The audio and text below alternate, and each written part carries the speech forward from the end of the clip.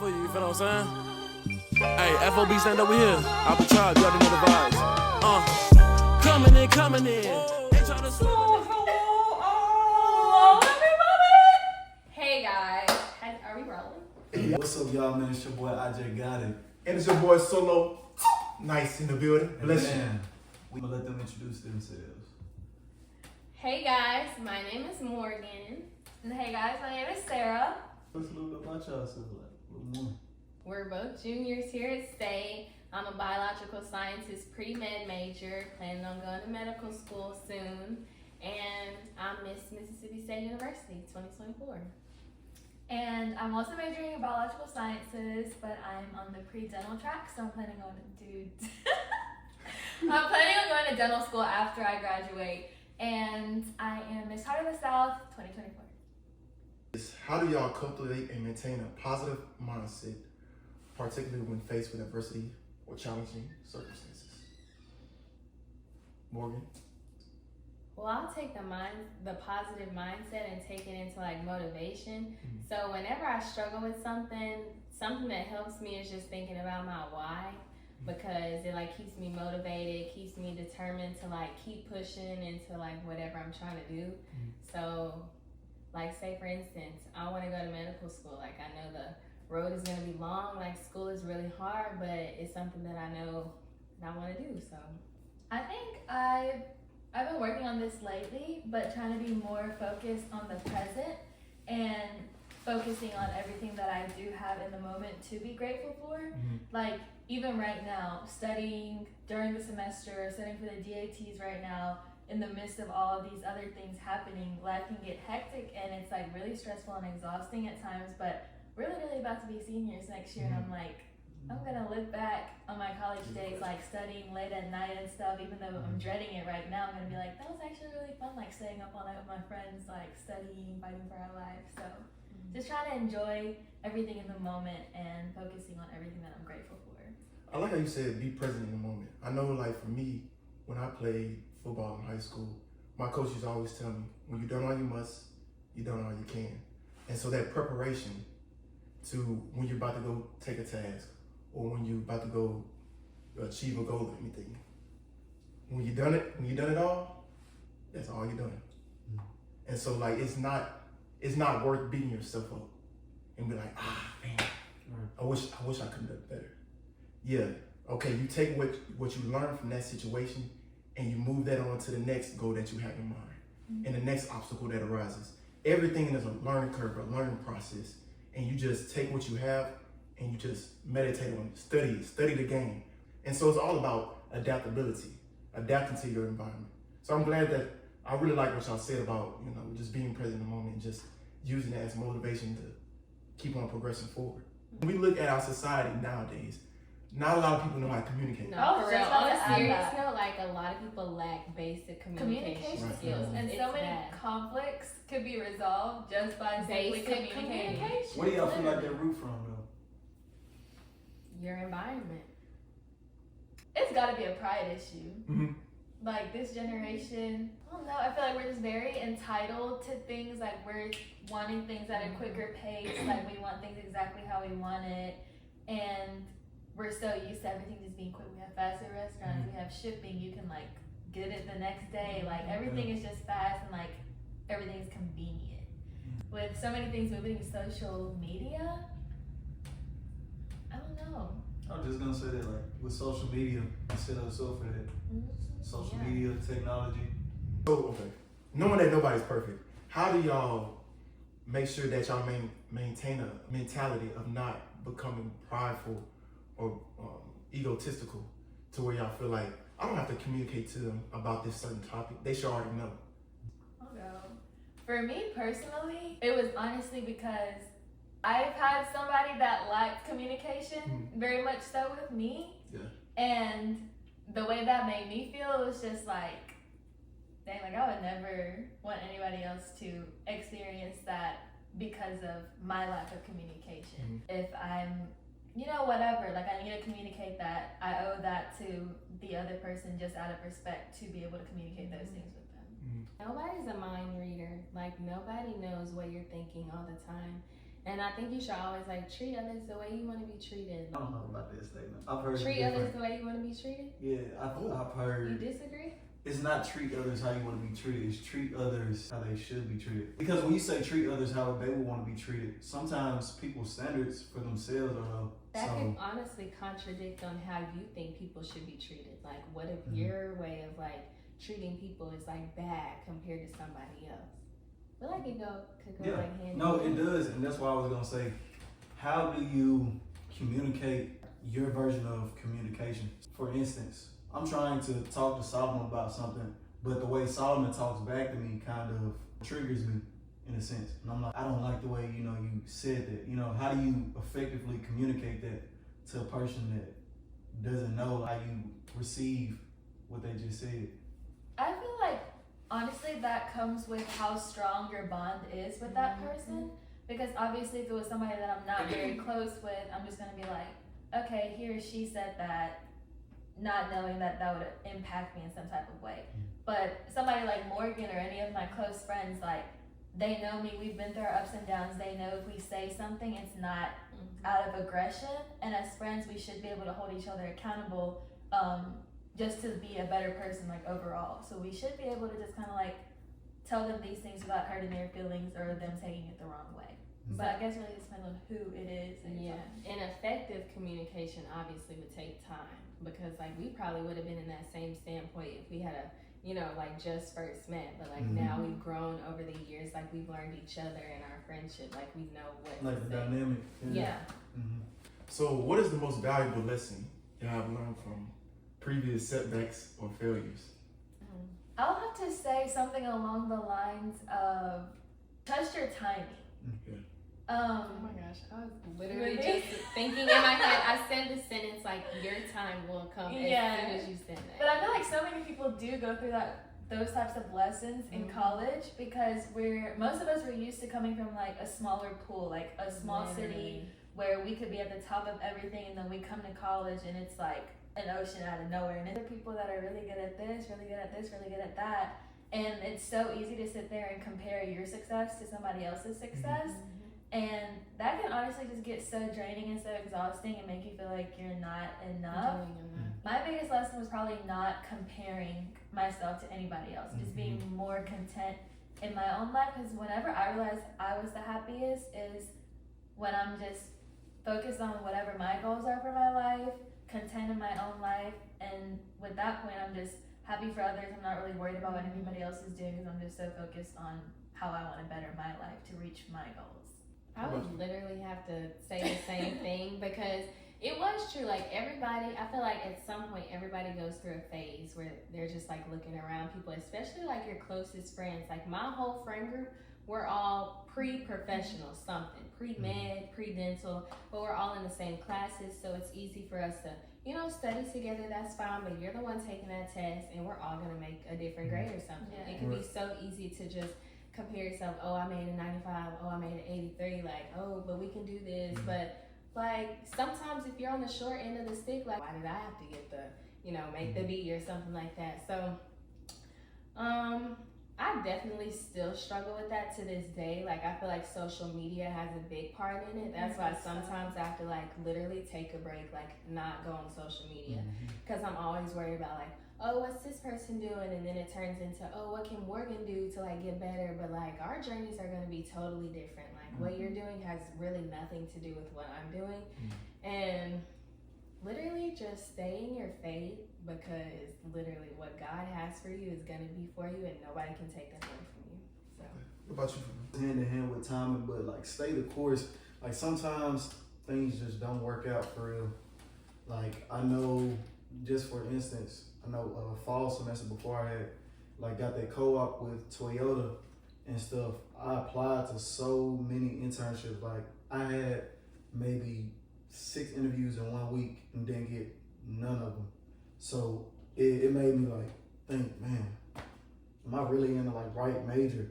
Like, am I doing what wants me to do? I wasn't thinking about changing my major, but I was just kind of experiencing self-doubt.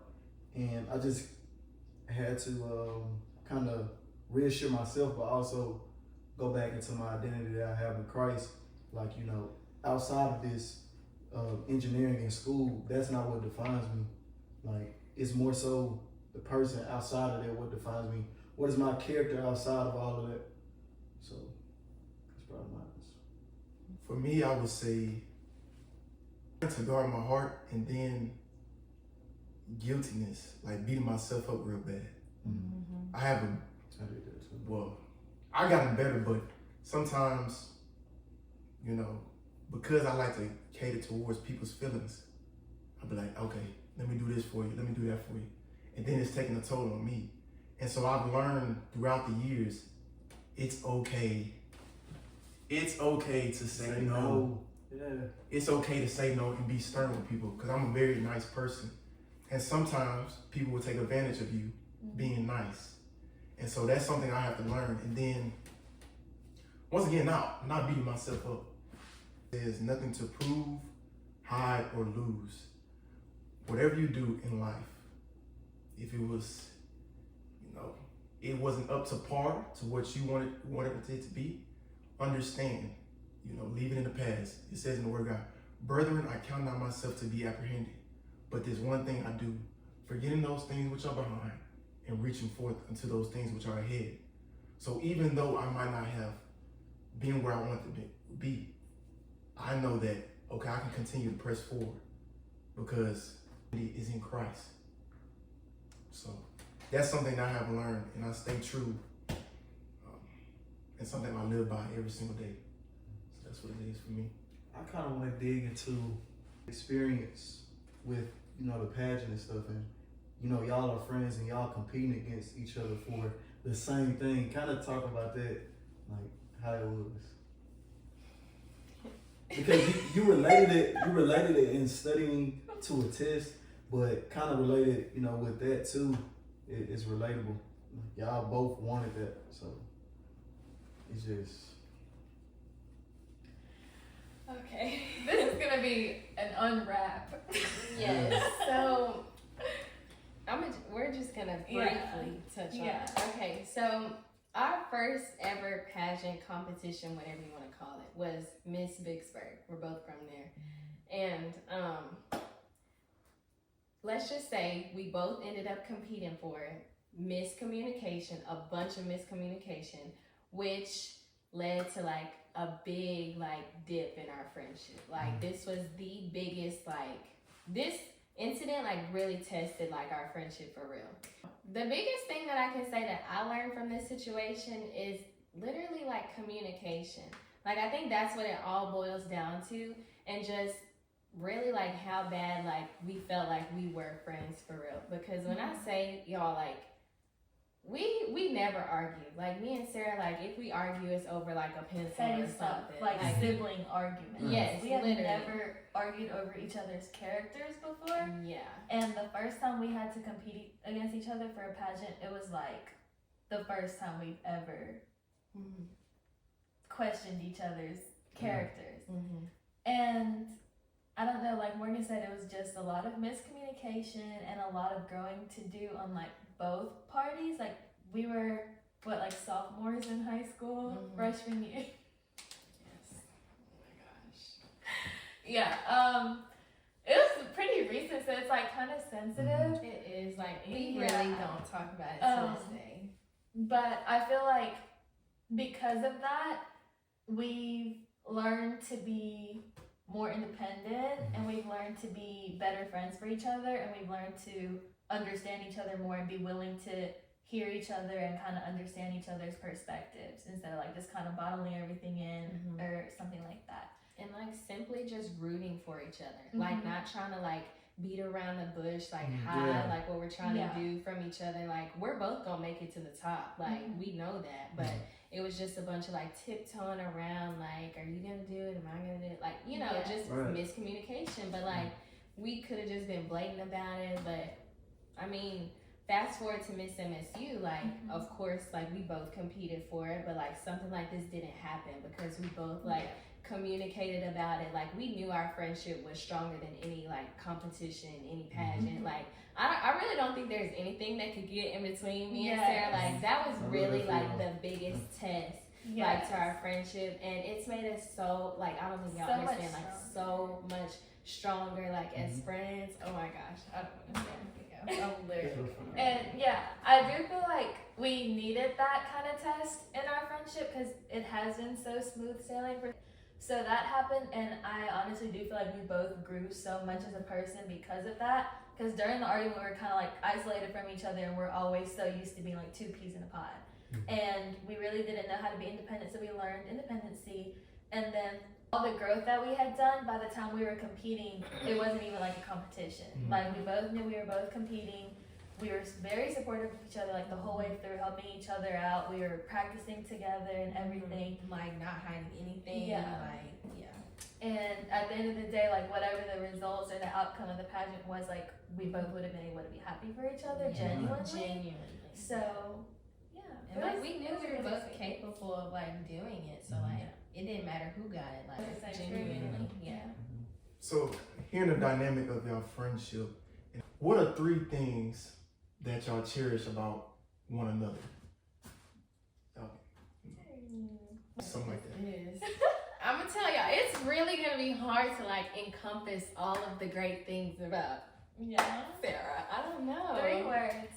I know number 1 is gonna be like loyalty.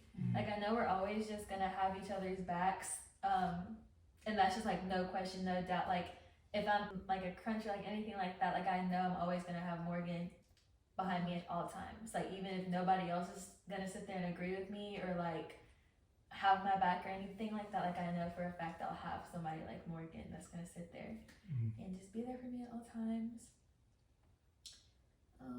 I have my first one. I would say family, like for Sarah. Like I don't know, it's just like she seems like the sister like I never had. Like of course I only have a brother, so it's just like we always fight or whatever, but love him to death. Love you, Ryan. But yeah, it's just like the sister I never had, like the bond that we have, and like it's just so crazy like how we even met. Like God really knew to like place us together as friends. Like she was born in a whole nother country, and like we would not have met. literally would not have met, and like God knew to place us together because he knew we would grow up together, like we would become friends, like we would be there for each other. Like even our families, like I call her family my second family, like Sarah's family, like they gon' have my back. So I would just say the whole family aspect, like I just feel like we belong together as friends, and like It's real touchy, but I kind of want to get into y'all's viewpoint on the pageant. Like, how do y'all feel the pageant is portrayed? Do y'all feel it uplifts women, or does it kind of place them in the standard of comparing themselves? For me personally, I do think it uplifts women. Through my 1 year of being a part of the Miss America organization, I feel like the organization has grown so much confidence in me. And the biggest thing I'll probably say is communication skills. Like with English being my second language, I'm like constantly just thinking in 2 different languages all the time. And it's sometimes like it's hard for me to get things out the way I want it to come out.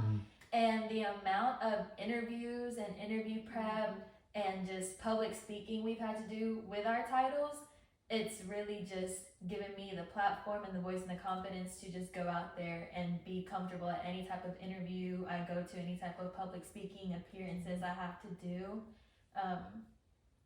So yeah, I feel like a lot of people just look at us and they're like, oh, you're in a pageant, and then they just think stereotypically like, oh, you guys are in a beauty pageant, like you just get to look pretty and like walk around the stage, but that's not what it is though. It's like so much preparation and so much time and so much self-work you have to do.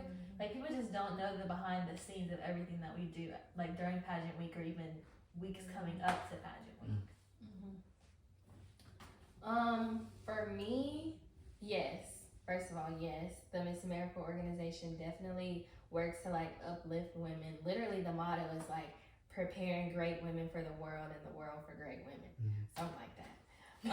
But the biggest thing I think that it helped me with was comparison. Like in the end, it all boils down to you literally competing right in front of yourself, like to other girls. So for me, last year was the first year I competed. It was kind of hard because it was like 30 to 40 other girls. So it was like a lot. And all you see all day is your competition. What are you wearing? What is your talent? Like, what song are you going to sing? What song are you going to dance to? So it's just like constantly like, yeah, it's like a friendly competition, but in this room, like somebody's going to win. Like there has to be a winner.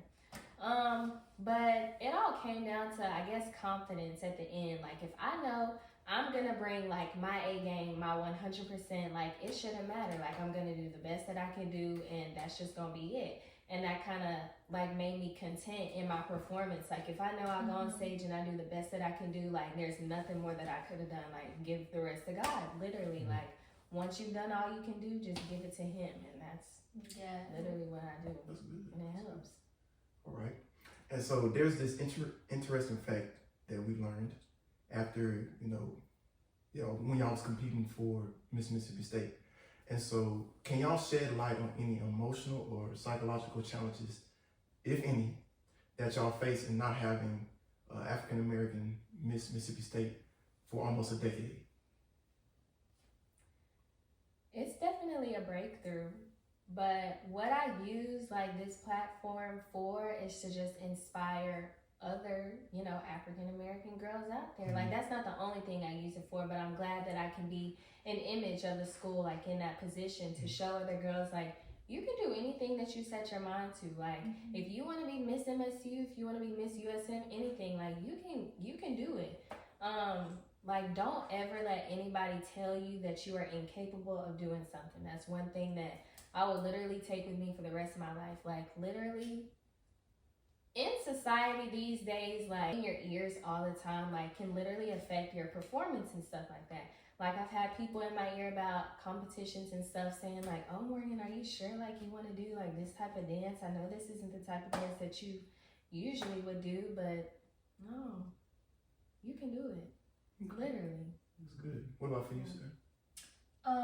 Honestly, I would have to say I kind of have my setbacks on deciding to do my pageant because of that reason as well. Like we do go to PWI, and like every single year there has been like a white Miss MSU, and I haven't seen a black Miss MSU in a while. And I was like, what are the odds? Like, what are the chances that this is going to be the year?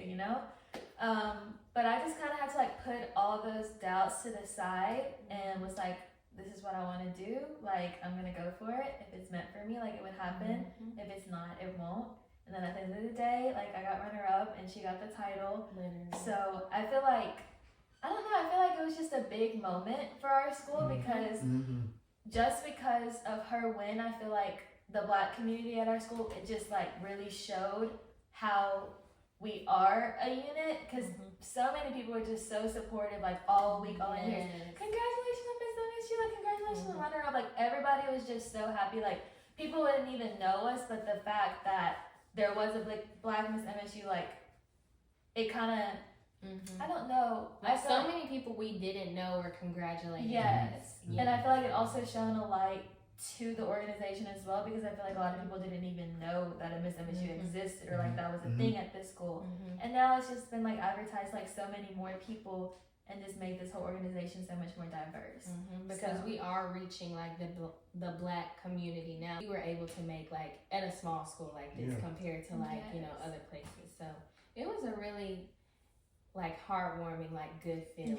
Like when you could see all the girls who were like wanting to know more about the organization. And then it holds like so many good things like the 4 pillars: scholarship, success, sisterhood, service. Like those are so many great aspects that like we need these days. Like good. So. And I could definitely see a lot more black girls competing next year. Yes, for real. And the year's coming, so I'm excited to add a little bit more diversity to everything. Some color. Yeah. So, I was, no, go ahead. No, go ahead, man. You sure? Yeah. Okay. So with the position that y'all in, the platform that y'all have, all eyes on y'all. Not just with y'all being in the beauty pageant, but also in the field that y'all in. How do you navigate the pressure of trying to uphold this standard?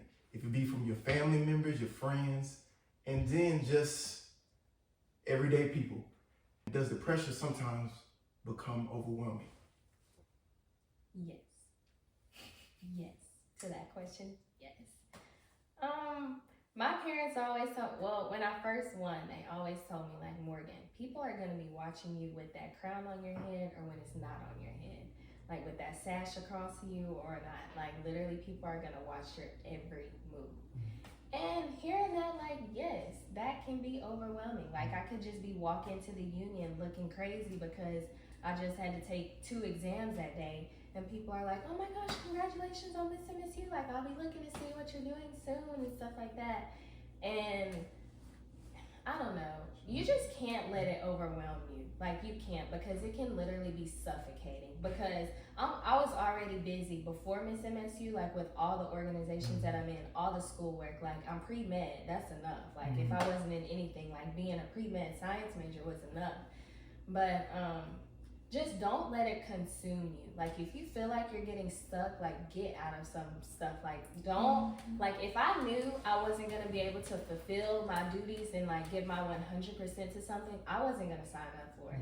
So, like, this year I started getting out of organizations. Like, I'm going to get out of even more next semester because, like, I just kind of had to pinpoint the things that I really saw myself in. And, like, I was giving myself, like, to that organization and I was getting something in return. So it's just like, you gotta pick your favorites, I guess, like, in a sense, and don't let people get in your ear about what you can and can't do. If you want to be in 1,000 organizations and be Miss MSU and be pre-med, do it. Like, you can do it. So.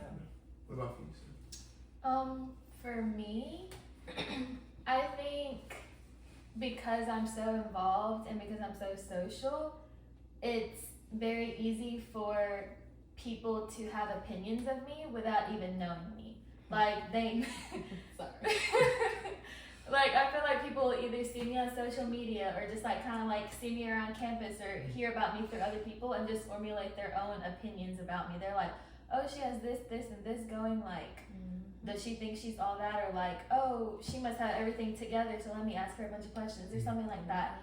And those are, like, the positive and negative thoughts coming from people, and they both kind of impact me in a way to where I just kind of feel overwhelmed, because for the people that have negative thoughts or impacts, like, thoughts about me, I'm like, okay, they haven't met me yet. I feel like I almost have to, like, prove myself to tell them that I'm not whoever you have made up in your mind. And then to the people that think that I have everything together and they're, like, asking me for all this advice, like, we're struggling too. Like, nobody's ever gonna nobody's gonna post, like, their downfalls on social media. If anything, we're only gonna be posting our highlights, because why would you just sit there and post your bad days on social media?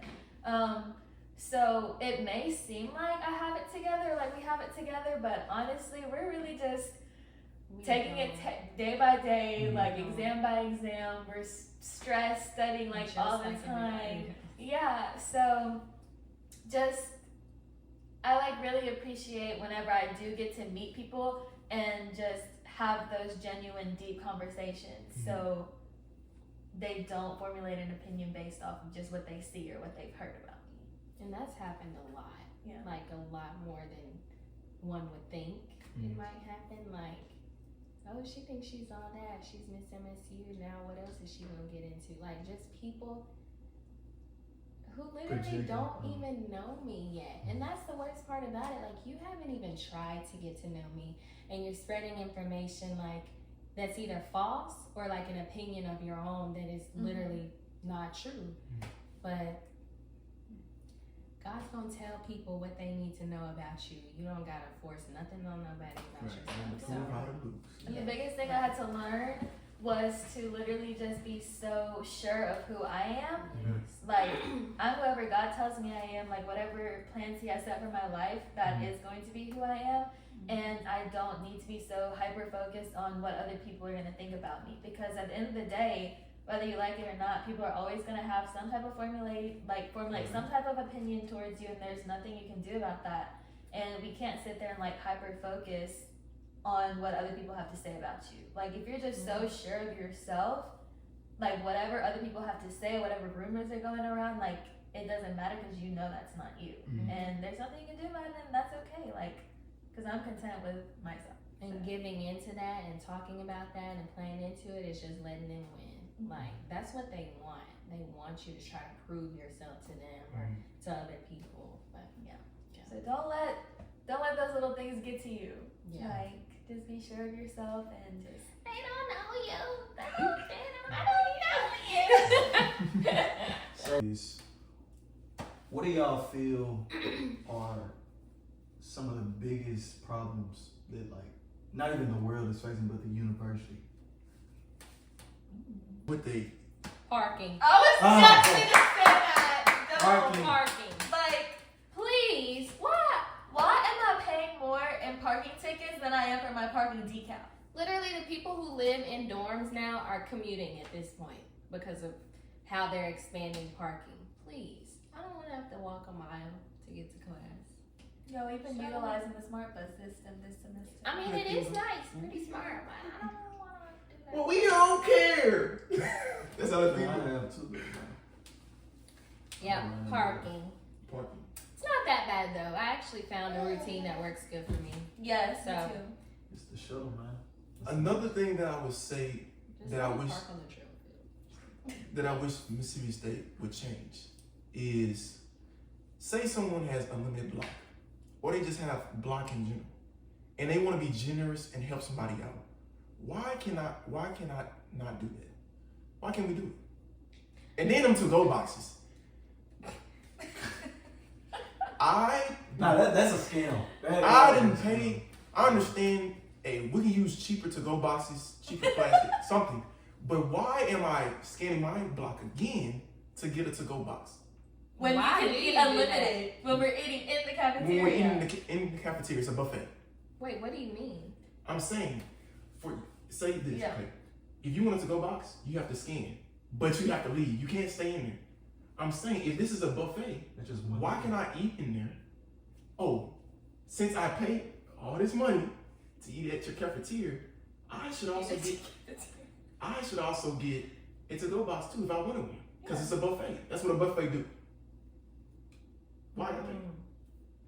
I see what you mean. Okay. You know, because some of us, Or it's like if you eat there, you can't get a to-go box unless you scan again. right, and you have to use your money, your block.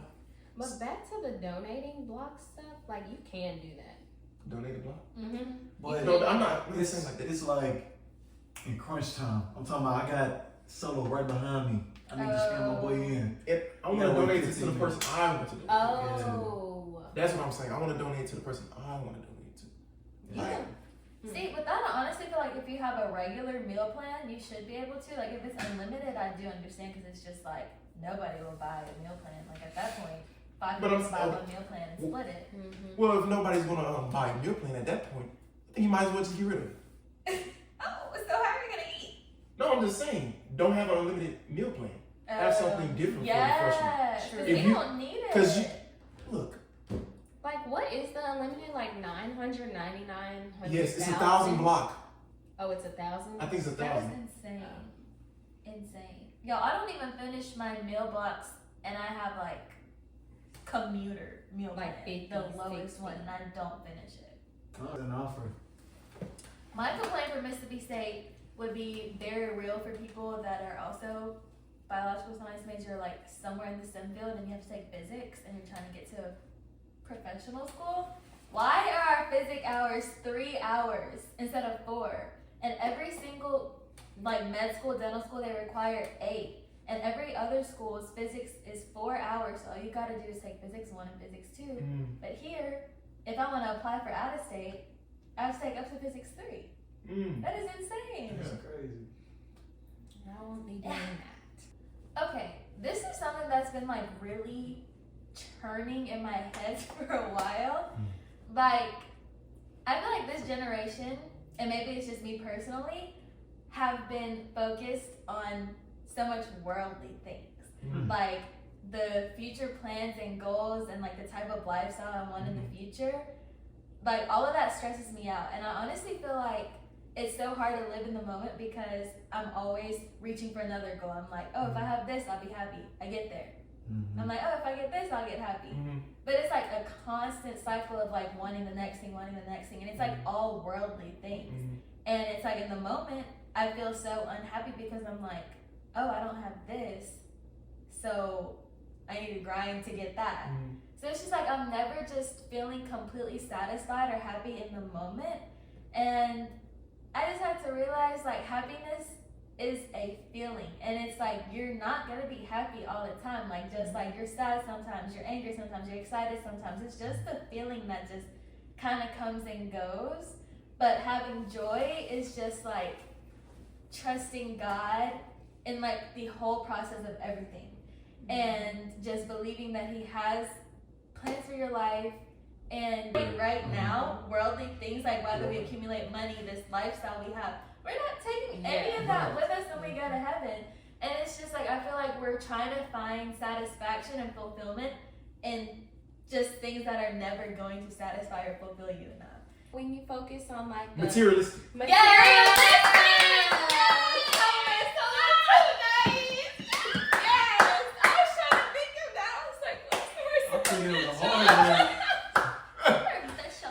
Oh, it was super hard or something. No, materialistic. Yeah. Yes. Like when we were little, we were not stressed because we were just so naive to the world. Like we didn't have to have everything. We were just so happy. Like we were happy to be here. Like the world is great because we didn't stress about anything. We weren't like, oh, I want to be a doctor and get this type of money and like have this type of lifestyle. Like we weren't stressing about nothing because we were little. We were just happy with everything. Mm-hmm. And now we just have like knowledge to everything about the world and like what we don't have, what we want to have, and it's just like a constant need. And then with what you just said, it's like a little child, like, or a little kid, and their parent. They're not worried about nothing because they understand that they're in the care of their provider, of their parents. They know, oh, if I bump my head, my mom or my dad is gonna come cater me. You be like, oh, it's okay. Or if I got bullied at school, my parents are gonna console with me. And it's just like with God. He's your provider. Instead of, I feel like, and we was talking about this earlier on the podcast that we have before this one, so make sure y'all check that out. Take the I statements out and use more of the we. It's you and God. And so He says in His word, cast your cares upon the Lord, because He knows life gets stressful. And so all He wants you to do is understand that if you allow me to lead the course and orchestrate, then I would lead you to the path that will be prosperous. And so that's something that I constantly have to remind myself. Another thing that I want to tell y'all, you're not a lame for upholding morals and values. Don't think to be the cool person that you have to do this or do that to grab attention. When you do stuff that the world is not doing, or you just carry yourself in a manner where you're upholding your morals and values, it's foreign. So that's what's going to attract people to you. That's a big topic for our generation that people are struggling with, is understanding that it's cool to have morals and values. You can adapt to your environment. This is a quote that I came up with. Learn to adapt to your environment while sustaining your morals and values to maintain your integrity. A lot of times, people don't maintain their integrity because they're too busy trying to become their environment. So that's something I want to get off my chest. I like that. Yeah. Morgan? Ajay? I said Morgan. When I said Ajay. Agidius. I can start up something while we're waiting. Yeah, start up something. I actually want to bounce back to what you said way earlier in the video, talking about like people pleasing and learning when to say no. Yeah. And that's also a very big lesson that I've had to learn recently. I can very much so relate to that because I don't know, I feel like everybody just kind of has their like own love language, and like for me, if I really care for someone, I'm going to like do everything that I can to like make your life better. And during those times, it's like really easy for me to put other people before myself, and that can just be so exhausting at times, because I feel like Christians were always told to be selfless and always just care for other people and like serve other people. But Create a fast No, tempo, new no. styles, only Guys, fast and this is just goes to show you, hey, sometimes you're gonna have mess ups, all right? We're organic over here, authentic. yeah. So we want to make sure we leave that in the video too. Oh, okay. But with that, I feel like you shouldn't neglect yourself. What are No. Yes. Keep going. Don't neglect yourself. Oh, what's going on? Oh, nothing.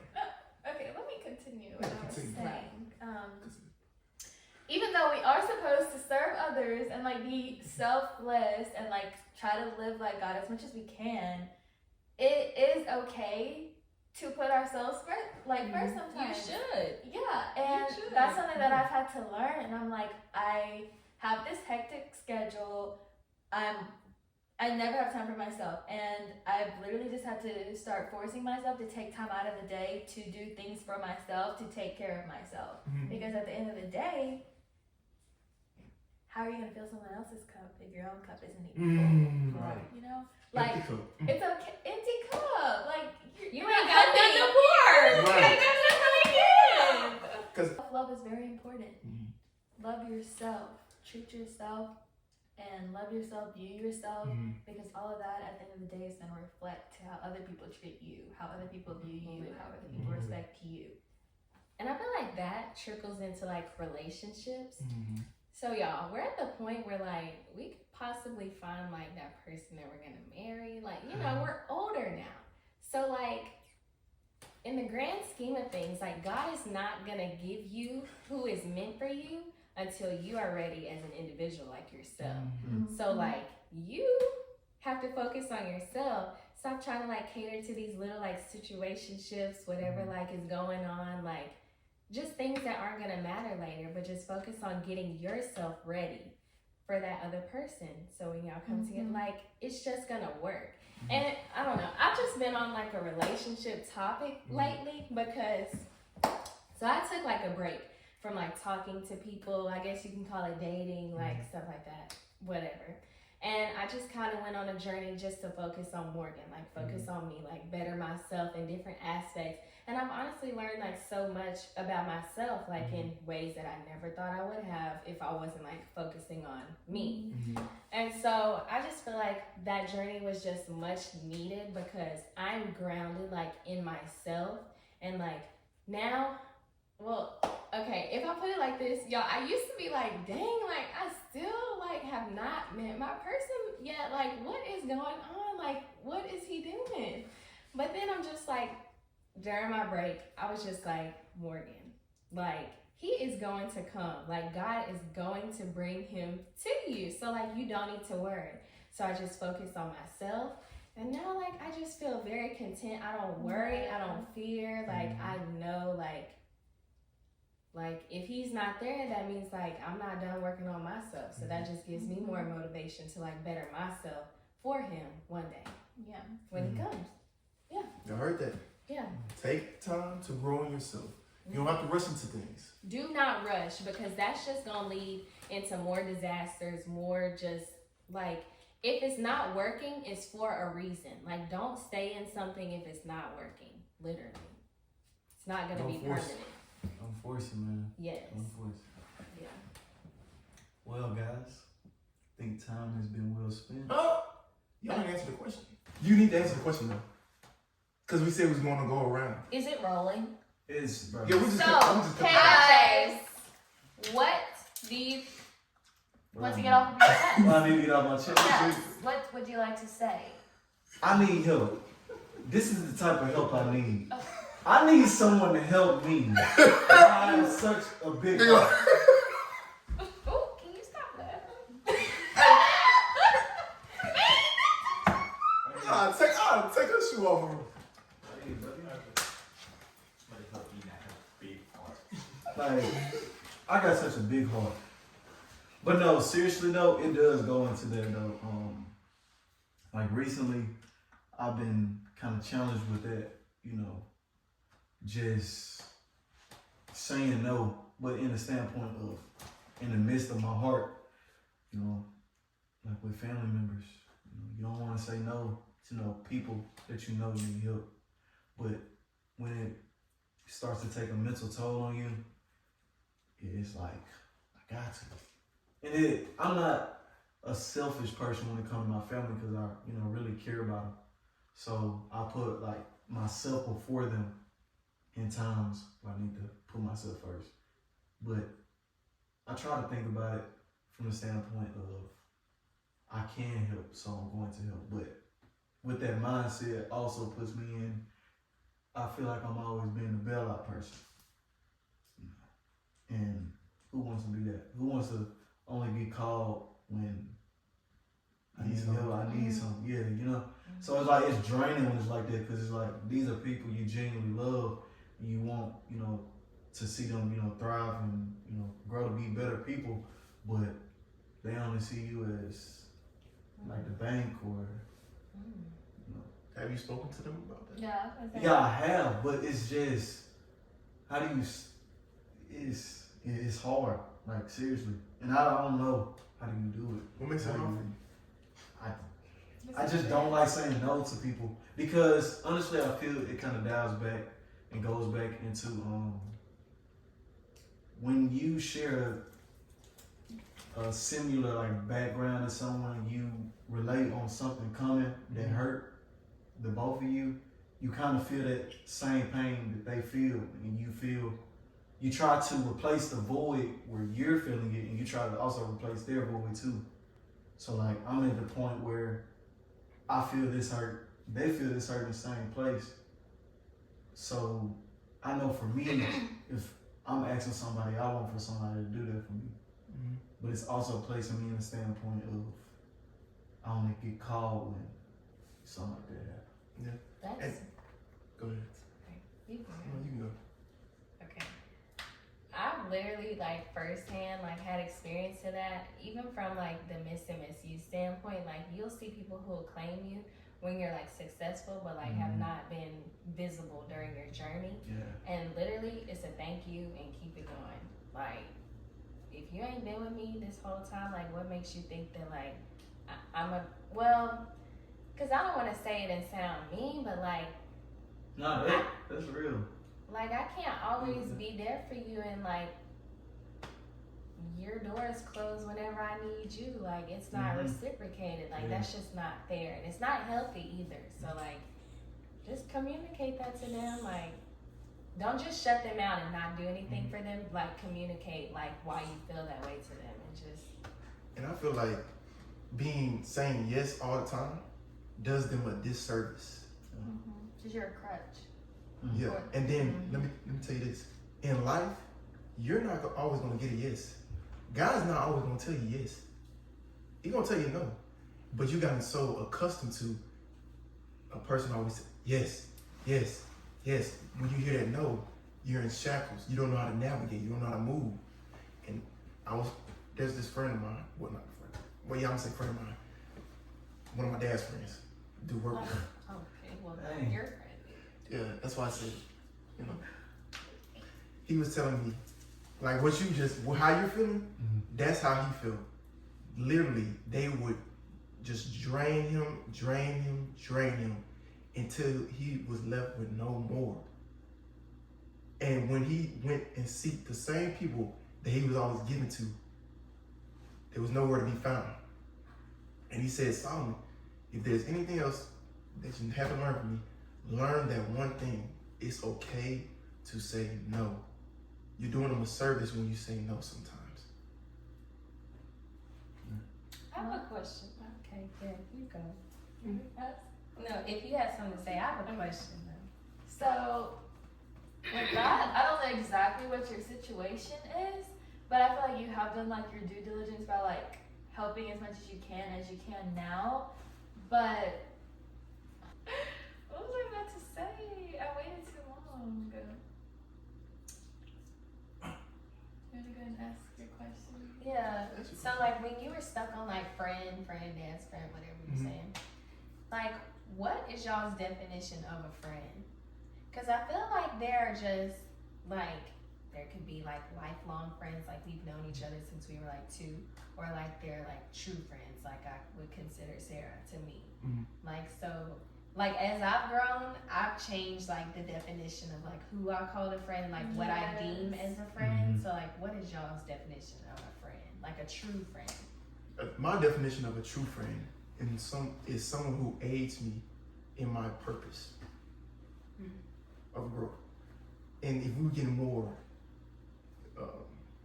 meticulous, I would say someone who is helping me grow in my purpose with God, in God. That's my definition of a true friend. But I say any experience that you go through, they're influencing you and helping you grow in your purpose. Without influence, purpose is disappointing.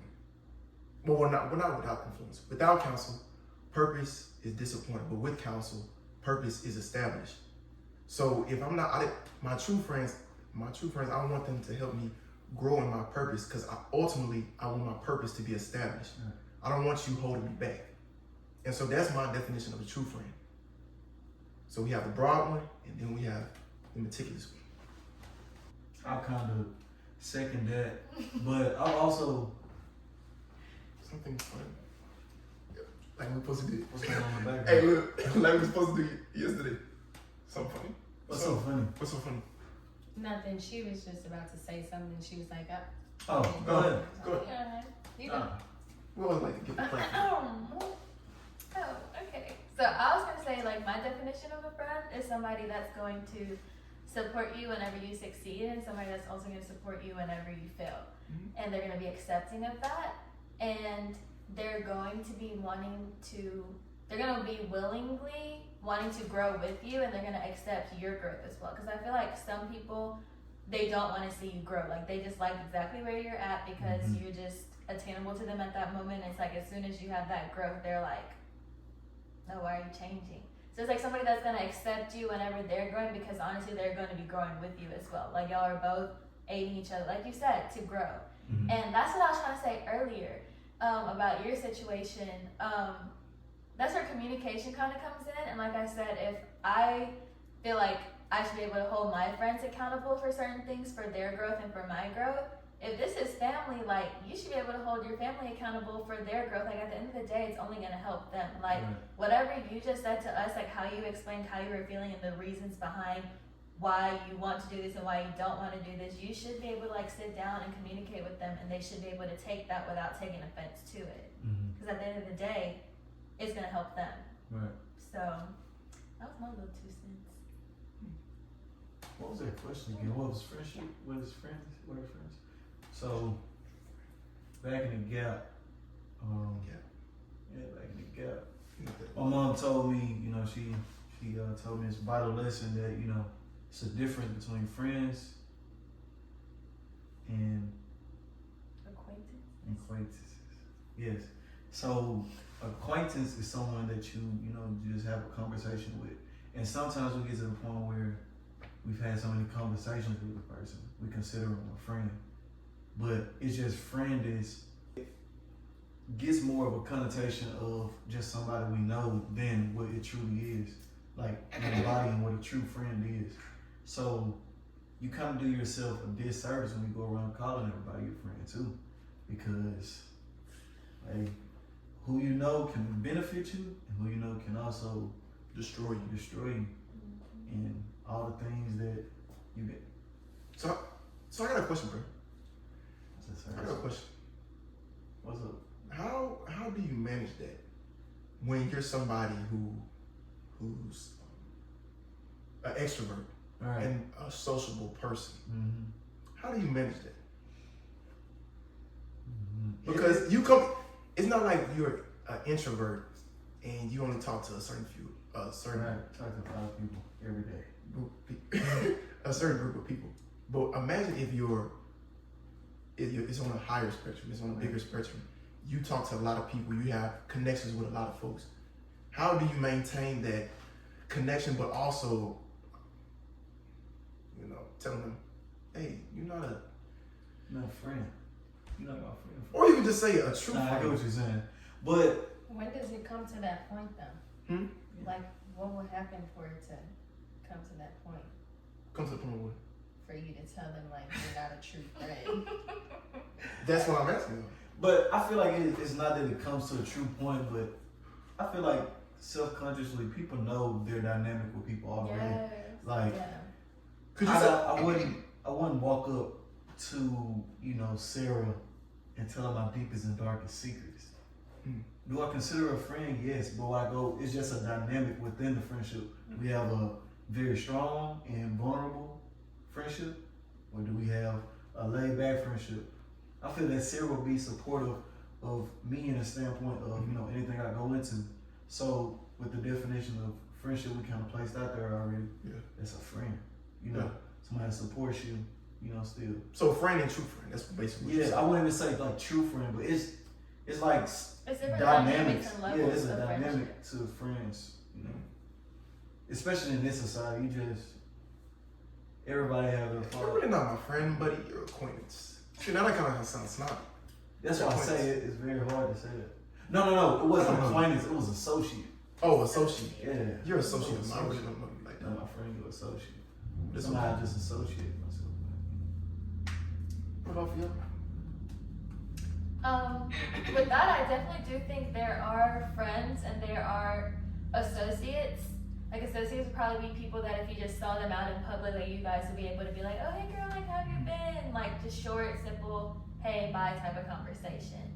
And I do understand what you're saying about like the different dynamic levels of friendships because like I do have multiple friends and through college I think I've realized that you have different friends for different things. Yeah. Like you could have a friend that's more extroverted, so you guys go and do stuff out together a lot. You could have a friend that you have a lot of academic classes with, so you're like studying together a lot, holding each other accountable with your academics. Or you could have a hometown friend that you've known for just so long, but like y'all are kind of long distance, but y'all know y'all are fine every single time y'all come back. Like there's just so many different levels of friendships, and then there's also like friendships like where me and Morgan are literally like basically sisters, tell each other every single thing. Like I would not be ashamed telling anything to Morgan, So it's just all of these people are my friends, but they're my friends on different dynamics, and that's okay. What do you got? With it. Hold on, bro. Don't put me on the pedestal. I had something too. So. It's oh gosh. Mm. It's good. Ooh, It's calm good. down. I knew it was gonna be good. That's a little bit too much. It's gosh. Say what you just said one more time. I was talking about different dynamics of friendship. We have friends that we do different things That's what with. it was. Yeah. So I want to ask y'all this? Do y'all feel? Because I had this conversation with Solomon the other day. Do y'all feel that friends use each other? Yes, I do. But like actual friends? But I wouldn't say so. In the definition of use, I mean not like you give and you don't receive, but like they both use each other, like in that dynamic. Like I use you as a somebody I can come to. I use you as a study partner. It's like that common purpose that y'all use each other for. You know what I'm saying? Do y'all feel like? Okay, with that, I feel like at the beginning, that's just how it starts. You're friends, and then you're like, oh, I can benefit off of this person, and they're useful to you at the moment. And it just starts off in an innocent way, but then the further along that goes, it just becomes a toxic cycle at that point. Right. And then at that point, I don't even think like the friendship is genuine to each other. That probably comes with like there were never any true intentions in the first place of actually being friends. Like, but like use in a good way or like a Like bad how do you way? just no? Quick question. Why are you Sarah's friend? Why am I Sarah's friend?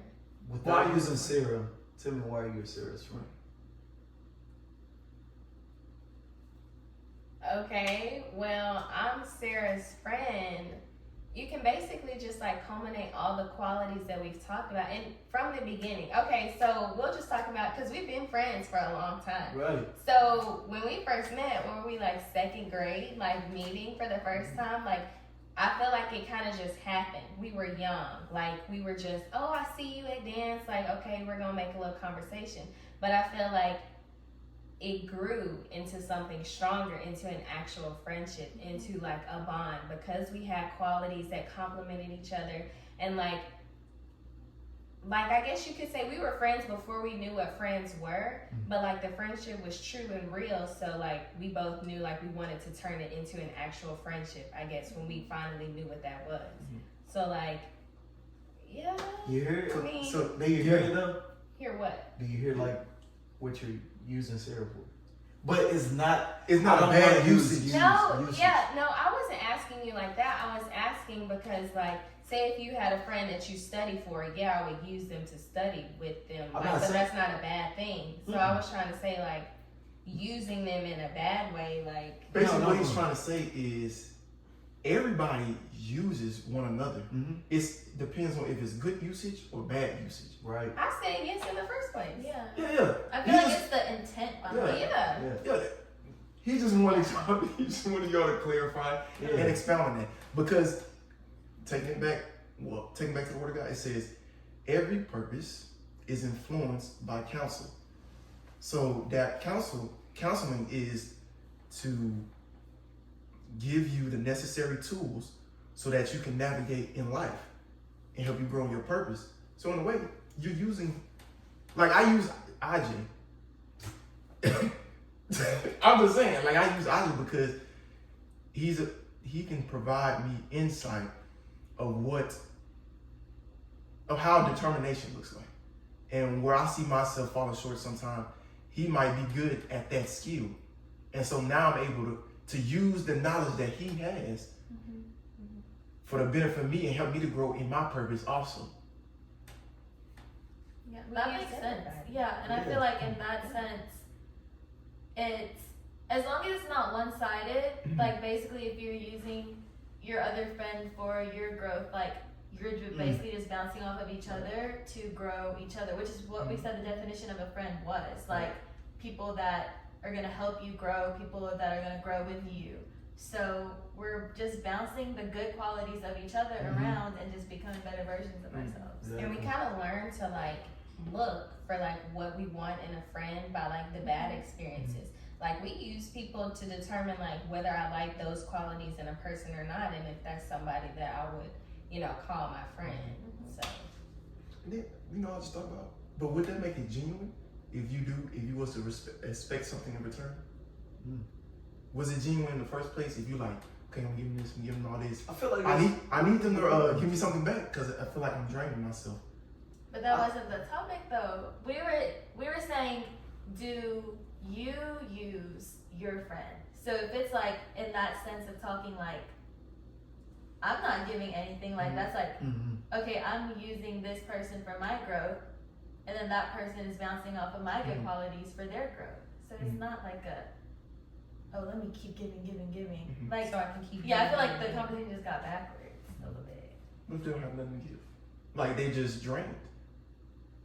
Then I feel like God do like place you in people's life for like specific seasons. Yeah. Like you could be there to help somebody else out for whatever they're struggling in, just like God places people in your life for a certain season to teach you a lesson or pour into you. So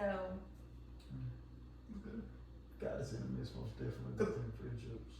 I know, because I'm not saying nobody's wrong. I'm just having questions that people might have. What? I'm not saying.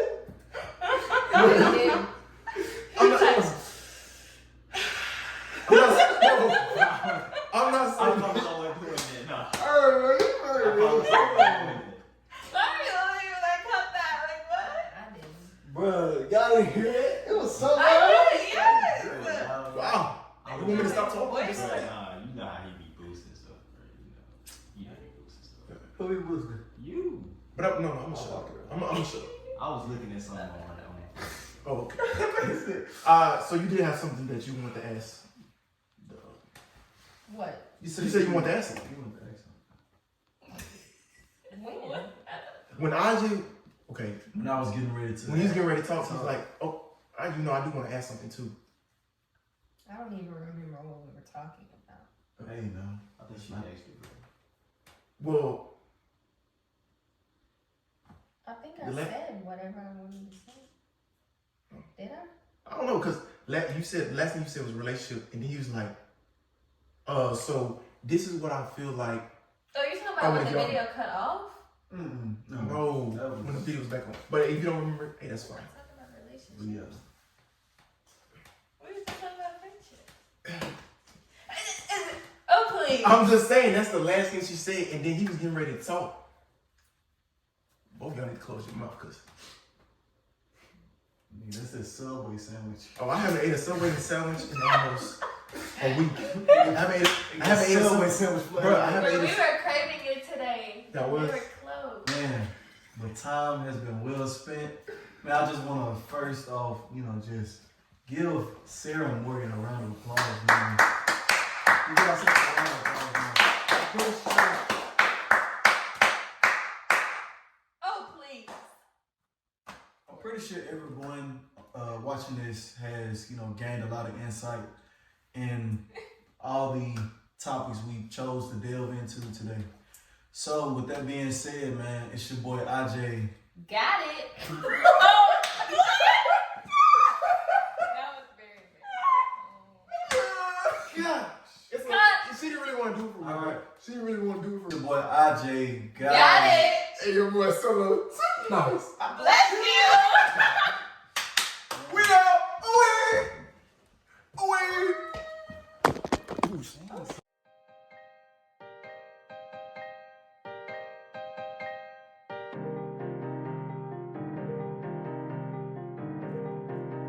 Got it.